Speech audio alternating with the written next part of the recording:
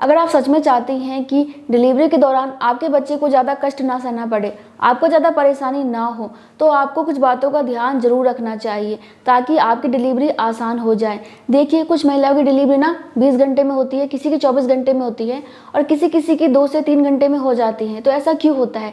आप ये मान के चलो कि जितनी लंबी डिलीवरी की प्रक्रिया चलेगी, उतना ज़्यादा ही कष्ट आपको और आपके बच्चे को सहना पड़ेगा। ऐसा नहीं है कि केवल आपको ही दर्द सहना पड़ता है। आपके बेबी को बाहर आने के लिए बहुत ज़्यादा मेहनत करनी पड़ती है, बहुत ज़्यादा स्ट्रगल करना पड़ता है, उसके बाद बेबी बाहर आता है। यानी कि दोनों ही परेशान होते हो, दोनों ही दर्द सहते हो और उसके बाद ही आपकी डिलीवरी हो पाती है। तो आपको ऐसी कौन कौन सी गलतियां नहीं करनी है, ऐसा कौन कौन सा काम नहीं करना है जिससे कि आपकी डिलीवरी की प्रक्रिया लंबी चले। तो देखिए, सबसे पहली बात, आपको स्टार्टिंग से ही हर एक बात का ध्यान रखना है, अपने खान पान का, रहन सहन का, एक्सरसाइज का, टहलने का और टेंशन ना लेने का।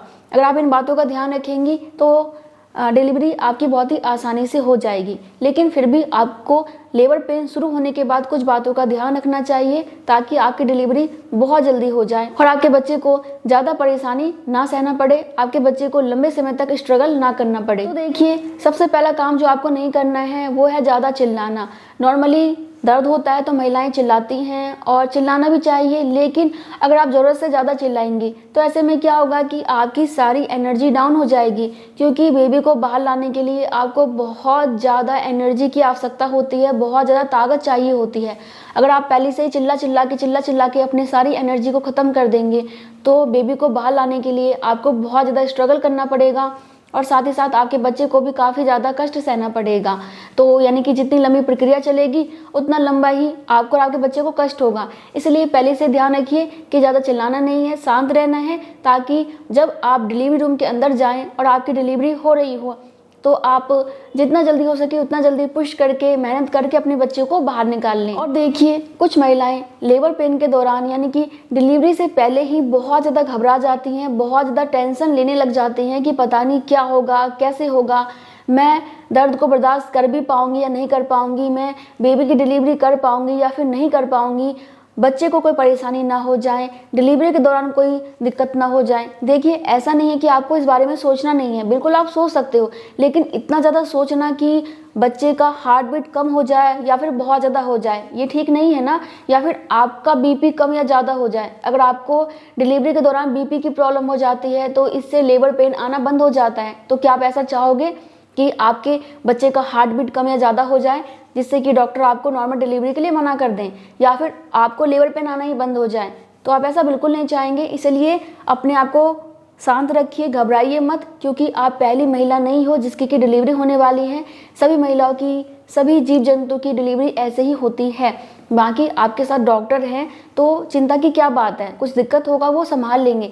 आपको अपने आप को शांत रखना है और कूल रखना है और अपने डिलीवरी का वेट करना है, ना कि कुछ ज़्यादा ही घबराना है। सोचना है लेकिन घबराना नहीं है, परेशान नहीं होना, बहुत ज़्यादा विचलित नहीं होना, इस बात का खास ध्यान रखिएगा। और देखिए, कुछ महिलाएं डर के सी सेक्शन करा लेती हैं। वही डर कि मैं कर पाऊंगी या नहीं कर पाऊंगी, कितना दर्द होगा, कैसे बर्दाश्त करूंगी, इस चक्कर में सी सेक्शन करा लेती हैं। तो मैं आपको ये सलाह दूंगी, अगर डॉक्टर ने बोला है कि आपको या फिर आपके बच्चे की जान को खतरा हो सकता है तभी आपको सी सेक्शन कराना है। खामखा में अपनी इच्छा से सी सेक्शन मत कराइए, क्योंकि देखिए, जब आपकी नॉर्मल डिलीवरी होती है तो क्या होता है कि आपका बच्चा बहुत सारे बैक्टीरिया के संपर्क में आता है। ऐसे में क्या होता है कि आपके बच्चे का इम्यून सिस्टम मजबूत बनता है और वो केवल उसी टाइम के लिए नहीं, पूरी ज़िंदगी के लिए आपके बच्चे का इम्यून सिस्टम अच्छा रहता है, क्योंकि वो बैक्टीरिया बच्चे को मिल जाता है तो हमेशा ही बच्चे स्वस्थ रहते हैं। ऐसा नहीं है कि बीमार नहीं होते हैं या फिर जो सी सेक्शन से होते हैं वो बीमार ही रहते हैं, लेकिन नॉर्मल डिलीवरी के दौरान बच्चे को बहुत सारे अच्छे बैक्टीरिया मिल जाते हैं और नॉर्मल डिलीवरी के दौरान बच्चे के शरीर से बहुत सारा फ्लूइड भी बाहर आ जाता है। तो डॉक्टर को फ्लूइड निकालने के लिए ज़्यादा मशक्कत नहीं करनी पड़ती है, ज़्यादा मेहनत नहीं करनी पड़ती है। तो नॉर्मल डिलीवरी के बहुत सारे फ़ायदे होते हैं। इसके अलावा डिलीवरी के बाद आप बहुत जल्दी ठीक हो जाते हो तो आप अपने बच्चे की देखभाल अच्छे से कर पाते हो। मान लीजिए कि डिलीवरी के बाद आप खुद ही बहुत ज़्यादा कष्ट में हो तो तो आप बच्चे की देखभाल कैसे करेंगे। और जो कि सी सेक्शन डिलीवरी के बाद नॉर्मल होता ही है, काफ़ी दर्द होता है, काफ़ी परेशानी होती है, काफ़ी कुछ परहेज करना पड़ता है। तो ऐसे में बच्चे की देखभाल नहीं कर पाएंगे तो बच्चे को कष्ट उठाना पड़ेगा। इसलिए डर के आप सी सेक्शन मत कराइए, इस बात का खास ध्यान रखिएगा। और हाँ देखिए, नॉर्मली लेबर पेन है तो दर्द होगा ही। कहाँ आपका सर्वेक्स 1 सेंटीमीटर खुलता है जब आपको लेबर पेन स्टार्ट होता है, और जब आपकी डिलीवरी होती है तो सर्वेक्स 10 सेंटीमीटर खुल जाता है। तो इस बीच आपको बहुत ज़्यादा दर्द सहना पड़ता है। लेकिन अगर आप इस बीच कुछ खाएंगे पिएंगे नहीं तो आपको काफ़ी लंबे समय तक दर्द सहना पड़ेगा और आपके बच्चे को भी परेशानी होगी। इसलिए आपको अपने शरीर में एनर्जी के लिए, ऊर्जा के लिए, ताकत के लिए कुछ ना कुछ खाते रहना है। कोशिश करें कि इस समय आप लिक्विड चीज़ें ज़्यादा लें, हैवी चीज़ें बिल्कुल ना लें, क्योंकि हैवी चीज़ें लेंगे तो उल्टी होना, पेट में दर्द होना और भी बहुत सारी चीज़ें हो सकती हैं। तो इसलिए जितना हो सके हल्का खाना आपको खाते रहना है ताकि आपके शरीर में एनर्जी बनी रहे और आपको डिलीवरी के दौरान दिक्कत ना हो। क्योंकि अगर आपके शरीर से एनर्जी जाती रहेगी तो लेबर पेन भी आने में दिक्कत होगा और ये प्रक्रिया काफ़ी लंबे समय की हो जाएगी।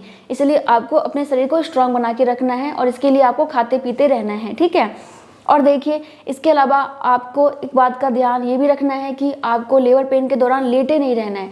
बहुत सारी महिलाएं क्या करती हैं कि लेबर पेन आया, हॉस्पिटल गए, आराम से लेटे हुए हैं और अपने डिलीवरी का वेट कर रहे हैं और इसी चक्कर में 20-20 घंटे बीत जाते हैं। लेकिन आपको ऐसा नहीं करना। आप हॉस्पिटल जाते हैं तो आपको क्या करना है कि कोशिश करना है कि आप चलते रहें, क्योंकि चलने से ना बच्चा बहुत ज़्यादा नीचे आता है। चलते रहिए। आप उग्र अवस्था में बैठ सकते हैं। अगर आपको ऐसे चला नहीं जा रहा तो आप दीवार के सहारे चल सकते हैं या फिर अपने फैमिली मेम्बर्स में से किसी की हेल्प ले सकते हैं और उनके सहारे आप थोड़ा बहुत चलते रहिए। इससे भी आपकी डिलीवरी बहुत आसान हो जाती है और जल्दी हो जाती है। और देखिए, अगर आपको चला भी नहीं जा रहा तो आप कहीं पे दीवार पकड़ के खड़ी हो जाइए। इतना भी करेंगे तब भी आपको फ़ायदा मिलेगा। और देखिए, हमेशा आप खड़ी नहीं रह सकती हैं, परेशान हो जाएंगी तो आपको लेटना भी होगा। तो लेटते समय ये ध्यान रखिए कि आपको पीठ के बल नहीं लेटना है। पीठ के बल लेटने से ना लेबर पेन थोड़ा सा धीमा हो सकता है। तो आपको क्या करना है कि करवट से लेटना है। करवट से लेटना आपके लिए इस समय फ़ायदेमंद होता है, हमेशा ही होता है। तो आप कोशिश करें कि आप लेफ़्ट साइड सोइए, यानी कि बाईं करवट लेटिए। इससे आपको और ज़्यादा फ़ायदा मिलेगा और आपका लेबर पेन तेज़ी से बढ़ेगा। और देखिए, लेबर पेन के दौरान आपको सांस लेने के सही तरीके के बारे में मालूम होना चाहिए, क्योंकि अगर आप ऊपर की तरफ सांस खींच के लेते हो ना तो बच्चा ऊपर आता जाता है। इसलिए आपको किस तरीके से सांस लेना है, नाक से सांस लेना है और मुंह से छोड़ना है, लंबी लंबी सांसें लेनी है। इसके बारे में आपको वहाँ पे डॉक्टर भी बता देते हैं। आप चाहें तो उनसे पूछ सकते हैं कि किस तरीके से मुझे सांस लेना चाहिए। और देखिए, ये सांस लेने का जो व्यायाम होता है, जो प्रक्रिया होती है ना, ये डिलीवरी के दौरान आपका बहुत ज़्यादा मदद करेगा। क्योंकि जब आप बेबी को पुश करते हैं ना तो उस समय आपको लंबी लंबी और गहरी गहरी सांसें लेनी है। इससे आपका बच्चा बहुत अच्छे से और बहुत जल्दी बाहर आता है।